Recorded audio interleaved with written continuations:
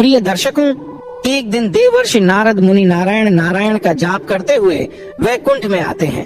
तब माता लक्ष्मी और भगवान श्री हरि शेष शैया पर विश्राम कर रहे थे। नारद मुनि ने भगवान श्री हरि को प्रणाम किया और बोले, हे प्रभु, आज मेरे मन में 3 प्रश्न उठे हैं जिसका हल जानने हेतु मैं आपके पास आया हूँ।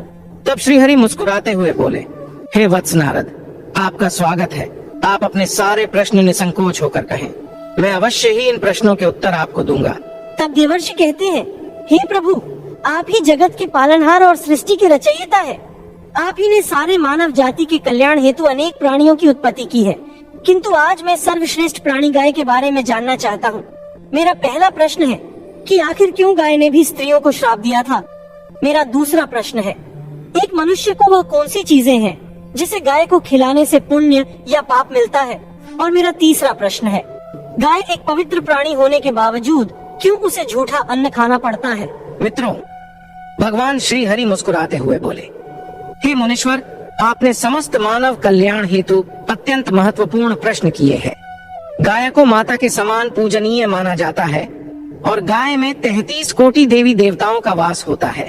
यह सबसे पवित्र प्राणी है जिसकी उत्पत्ति समुद्र मंथन के समय देवी लक्ष्मी के साथ हुई थी। जिस घर में गाय की पूजा और सेवा की जाती है, वहाँ देवी लक्ष्मी हमेशा अपनी कृपा दृष्टि बनाए रखती है। मैं आपके प्रश्नों के उत्तर इस एक पवित्र कथा के माध्यम से देना चाहता हूँ। जो भी मनुष्य इस कथा को ध्यान से पूरा सुनेगा, उसके मैं 32 अपराध माफ करता हूँ और मृत्यु के बाद उस व्यक्ति को श्री कृष्ण के धाम गोलोक में स्थान मिलता है। तब नारद मुनि कहते हैं, हे प्रभु, मैं इस पावन पवित्र कथा को पूरा ध्यान से सुनूंगा और मानव जाति के कल्याण हेतु मैं इसका प्रसार भी करूंगा। कृपया आप इस कथा को कहें। मित्रों, भगवान श्री हरि कहते हैं, हे नारद, एक समय की बात है। यस्य देश में एक किसान जिसका नाम ज्ञानू था और उसकी गाय का नाम नंदिनी था। ज्ञानू हर दिन अपनी गाय को चराने के लिए खेतों में ले जाता। उसकी हर रोज नित्य सेवा करता था। नंदिनी भी अपने मालिक ज्ञानू से बहुत अधिक लगाव रखती थी। उसका एक बछड़ा भी था जो हमेशा उसके साथ रहता था। वे दोनों एक दूसरे से प्रेम पूर्वक व्यवहार करते थे। इसी तरह कई सालों तक ज्ञानू अपनी गाय नंदिनी की सेवा करता रहा और नंदिनी भी उसे बहुत सारा दूध देकर ज्ञानू और उसके परिवार का पोषण करती थी। ज्ञानू गाय के दूध को बेचकर अपने परिवार का पालन करता था। फिर कुछ दिनों के बाद ज्ञानू का विवाह गांव के एक किसान की बेटी शालिनी से हुआ। शालिनी दिखने में तो सुंदर थी, लेकिन वह एक लालची और क्रूर स्वभाव की स्त्री थी। जिस दिन वह विवाह करके ज्ञानू के घर आई, तभी से वह ज्ञानू को अपनी मांगे पूरी करवाने के लिए हठ किया करती थी। हमेशा उसे भला बुरा और अपशब्द बोलती थी। वह हर दिन सुबह देर से जागती थी तथा देर से भोजन बनाती थी और बचा हुआ बांसी अन्न गाय को खिलाती थी।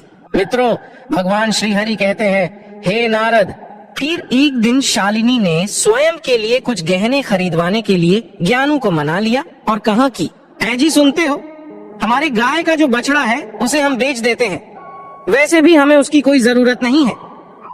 तब ज्ञानू ने मना किया तो वह ज्ञानू के साथ जोर से झगड़ने लगी।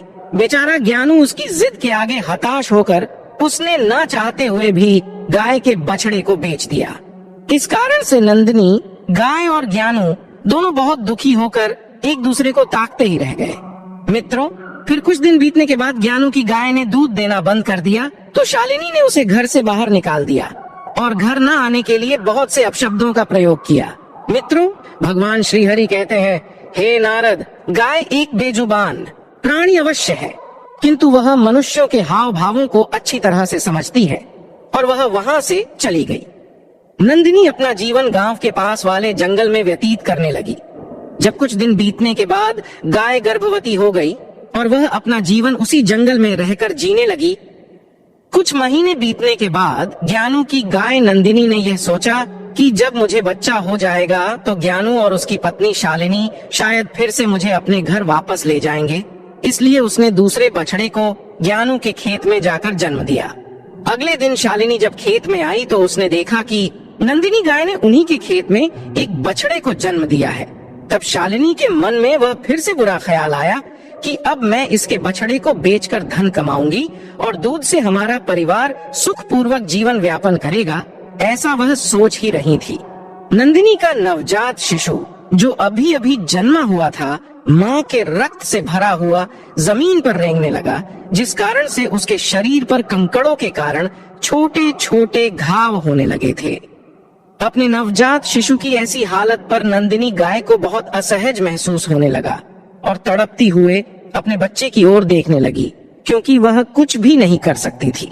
लेकिन जब उसने शालिनी को उसकी ओर आते हुए देखा तो उसे करुण पुकार लगाते हुए कहा, हे देवी, कृपा करें और मेरे नवजात शिशु को